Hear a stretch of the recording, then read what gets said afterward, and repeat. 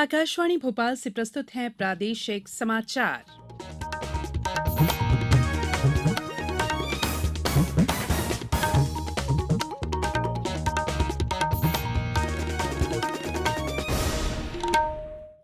नमस्कार, समाचारों के साथ मैं संयुक्ता बैनर्जी। सबसे पहले इस बुलेटिन के मुख्य समाचार। नारी शक्ति वंदन अधिनियम नीति और कानून निर्माण में महिलाओं की भागीदारी बढ़ाएगा, कहा केंद्रीय गृह मंत्री अमित शाह ने। नवगठित जिले मैहर में शारदा लोक बनाया जाएगा। देहरादून में राष्ट्रीय सांस्कृतिक प्रतियोगिता में प्रदेश के जनजातीय विद्यार्थियों ने दूसरा स्थान प्राप्त किया। और विश्व कप क्रिकेट में भारत का पहला मैच आज ऑस्ट्रेलिया से मुकाबला। अब समाचार विस्तार से। केंद्रीय गृह और सहकारिता मंत्री अमित शाह ने कहा है कि नारी शक्ति वंदन अधिनियम 2023 नीति और कानून निर्माण में महिलाओं की भागीदारी को बढ़ाएगा। उन्होंने उत्तराखंड के नरेंद्र नगर में मध्य क्षेत्रीय परिषद की 24वीं बैठक को संबोधित करते हुए कहा कि इस कानून से समावेशी शासन के नए युग का सूत्रपात हुआ है। श्री शाह ने कहा कि मध्य क्षेत्रीय परिषद की बैठक इसलिए महत्वपूर्ण है क्योंकि उत्तर प्रदेश, उत्तराखंड, मध्य प्रदेश और छत्तीसगढ़ कई मायनों में अन्य राज्यों से अलग है। ये राज्य देश के जनजीवन और अर्थतंत्र में अहम योगदान देते हैं। बैठक में वर्चुअली शामिल हुए मुख्यमंत्री शिवराज सिंह चौहान ने कहा कि प्रधानमंत्री नरेंद्र मोदी के नेतृत्व में संघीय ढांचे को सशक्त किया गया है। राज्यों को ताकतवर बनाने पर विशेष ध्यान दिया है। इसीलिए नीति आयोग, मुख्यमंत्री परिषद और मध्य क्षेत्रीय परिषद जैसे संस्थागत उपाय किए गए हैं। नवगठित मैहर जिले में मां शारदा का भव्य लोक बनाया जाएगा। मुख्यमंत्री शिवराज सिंह चौहान ने कल मैहर में विकास कार्यों का लोकार्पण और शिलान्यास कार्यक्रम को संबोधित करते हुए कहा कि प्रदेश में जितने विकास के कार्य किए हैं उतने पहले कभी नहीं हुए। उन्होंने कहा कि हमने मैहर में नर्मदा नदी से पानी लाने और हर घर में टोंटी वाले नल से पानी देने का संकल्प लिया है। कोई खेत बिना सिंचाई के नहीं रहेगा। उन्होंने कहा कि प्रधानमंत्री आवास योजना में छूट गई लाडली बहनों को मुख्यमंत्री लाडली बहना आवास योजना में पक्के मकान बनाने के लिए राशि दी जाएगी। हर गरीब को पट्टा देकर मालिक बनाएंगे। कपड़ा मंत्रालय ने कस्तूरी कॉटन कार्यक्रम की शुरुआत की है, जिससे प्रीमियम प्रमाणित गुणवत्ता वाला कपास लगाया जाएगा। विश्व कपास दिवस 2023 के मौके पर कपड़ा मंत्रालय ने नीति, नवाचार और प्रौद्योगिकी उन्नयन के जरिए भारतीय कपास की गुणवत्ता और उत्पादकता बढ़ाने के लिए आयोजित सम्मेलन में ये जानकारी दी। सीसीआई ने ब्लॉकचेन टेक्नोलॉजी का उपयोग करके कपास की गुणवत्ता की पहचान करने वाली प्रणाली लॉन्च की, जो ये सुनिश्चित करेगी कि कपास की गुणवत्ता, विविधता, उत्पत्ति और अन्य महत्वपूर्ण पैरामीटर भारतीय और अंतर्राष्ट्रीय दोनों खरीदारों के लिए पारदर्शी हैं। प्रत्येक कपास की गांठ में एक क्यूआर कोड दिया गया है, जिससे उसके मूल स्रोत, प्रसंस्करण कारखाने, भंडारण विवरण और टाइम स्टैम्प सहित संबंधित कपास की गुणवत्ता की जानकारी को आसानी से ट्रैक किया जा सकता है।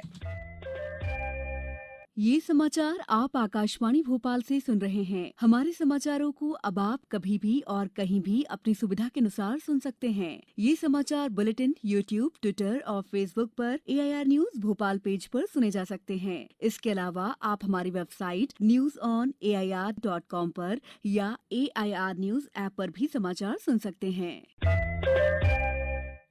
ब्रेक के बाद बुलेटिन में एक बार फिर आप सभी का स्वागत है।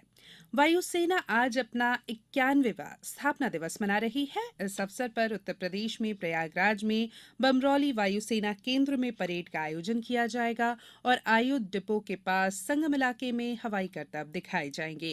कार्यक्रम में वायुसेना प्रमुख air chief marshal VR Chaudhary, थल सेना प्रमुख जनरल अनिल चौहान भी उपस्थित रहेंगे। वायुसेना आज अपना नया प्रतीक चिन्ह जारी करेगी। बमरौली में रस्मी परेड में स्काई पैरा जंपर्स अपने करतब दिखाएंगे। पहली बार महिला अग्निवीरों के बटालियन को भी परेड में शामिल किया गया है। हवाई प्रदर्शन में लड़ाकू जेट रफेल भी शामिल होगा। पहली बार 5 हेलीकॉप्टरों की टीम सारंग भी इस प्रदर्शन में शामिल हो रही है। इसके अलावा स्काई गंगा डिस्प्ले टीम भी एक्शन में होगी। किसानों की फसल सुरक्षा और गौवंश संरक्षण नीति के अंतर्गत प्रदेश के मंदसौर, जबलपुर, रायसेन, टीकमगढ़ और खरगोन 5 जिलों में काऊ रोड निर्माण शुरू हो गया है। इन सभी 5 जिलों में जंगल के समीप राजस्व भूमि चिन्हित कर उनमें गौवंश वन्य विहार के विकसित करने और निराश्रित गौवंश की आवासीय व्यवस्था के लिए काऊ शेड निर्माण का शुभारंभ किया गया है।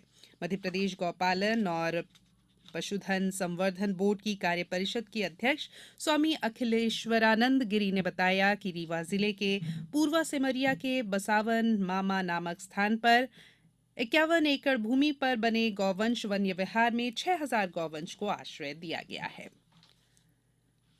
प्रदेश के जनजातीय वर्ग के विद्यार्थियों ने देहरादून में चौथे राष्ट्रीय सांस्कृतिक समारोह में 23 प्रतियोगिताओं में श्रेष्ठ प्रदर्शन किया। एकलव्य आदर्श आवासीय विद्यालय के विद्यार्थियों ने देश में दूसरा स्थान प्राप्त किया है। मध्य प्रदेश से सिर्फ एक प्रतियोगिता अधिक जीतने पर उत्तराखंड ओवरऑल चैंपियन बना।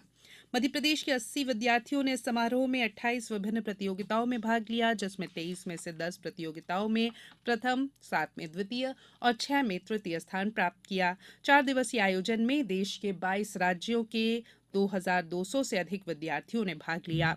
विद्यार्थियों के दल ने मसूरी स्थित लाल बहादुर शास्त्री राष्ट्रीय प्रशासनिक अकादमी का भ्रमण भी किया।